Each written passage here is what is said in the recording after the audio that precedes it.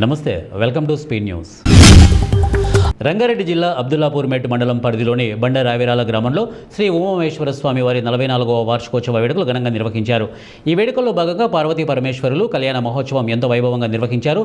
ఈ కళ్యాణ మహోత్సవంలో గ్రామ పెద్దలు, భక్తులు అధిక సంఖ్యలో పాల్గొన్నారు. అన్ని రంగాల్లో తెలంగాణను అభివృద్ధి చేసిన ఘనత కేసీఆర్దేనని అంబర్పేట్ ఎమ్మెల్యే కాలేరు వెంకటేష్ అన్నారు. కేసీఆర్ జన్మదినాన్ని పురస్కరించుకొని 2 వారాలుగా నిర్వహించినటువంటి కేసీఆర్ T20 క్రికెట్ టోర్నమెంట్ దిగ్విజయంగా ముగిసింది.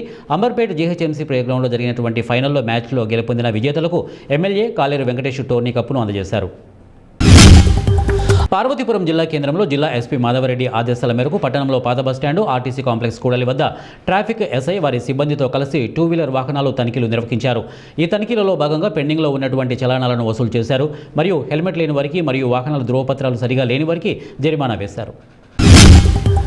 అనకాపల్లి జిల్లా నక్కపల్లి మండలంగా రాజయ్యపేటలో ఆధ్యాత్మిక శోభ నెలకొంది. మహాశివరాత్రి అనంతరం మాఘ అమావాస్యను పురస్కరించుకొని నిర్వహించే నూకతాత జాతర 3 రోజుల పాటు భక్తి శ్రద్ధల మధ్య ఘనంగా నిర్వహించారు. ఇక ఒడిశా సహా పలు ప్రాంతాల నుంచి వేలాది మంది భక్తులు తరలివచ్చి మొక్కులు చెల్లించుకున్నారు.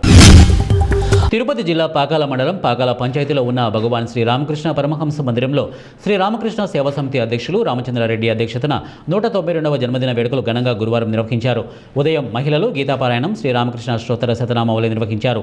భాస్కరానంద స్వామి ఆధ్వర్యంలో హోమం నిర్వహించారు. శ్రీ రామకృష్ణ జీవిత చరిత్రపై ఉపన్యాసం ఇచ్చారు. నేటి సమాజానికి రామకృష్ణుడు, శారదాదేవి, వివేకానంద స్వామి ఆదర్శమని, వారి అడుగుజాడల్లో ప్రతి ఒక్కరూ నడవాలని పిలుపునిచ్చారు. కర్ణాటక రాష్ట్రం విజయనగర్ జిల్లా హోస్పేటలో ఏపీజే అబ్దుల్ కలాం ఆజాద్ పాఠశాల సిబ్బందికి గురువారం వసతి నిర్మాణానికి ఎమ్మెల్యే గవియప్ప భూమి పూజ చేశారు. ఎమ్మెల్యే గవియప్ప పిల్లలతో కాసేపు ఆనందంగా గడిపారు. ఎమ్మెల్యే గవియప్ప భూమి పూజ తర్వాత విద్యార్థులతో అల్పాహారం తీసుకున్న ఎమ్మెల్యే గవియప్ప విద్యార్థులతో కలిసి ఇడ్లీ చట్నీ తీసుకున్నారు.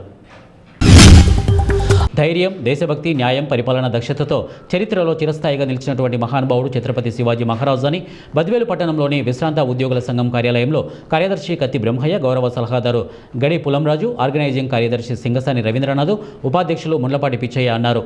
గురువారం కార్యాలయంలో ఛత్రపతి శివాజీ చిత్రపటానికి పూలమాలలు వేసి ఘనంగా నివాళులర్పించారు.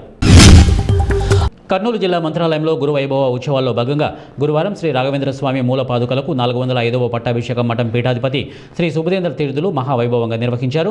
కర్నూలు జిల్లా ప్రసిద్ధ పుణ్యక్షేత్ర మంత్రాలయం శ్రీ రాఘవేంద్ర స్వామి సన్యాసం స్వీకరించిన రోజు అయినందున స్వామి మూల పాదుకలకు మఠం పీఠాధిపతులు శ్రీ సుబుధేంద్ర తీర్థులు 405వ పట్టాభిషేకం శ్రీ రాఘవేంద్ర నామస్మరణలతో వైభవంగా నిర్వహించారు.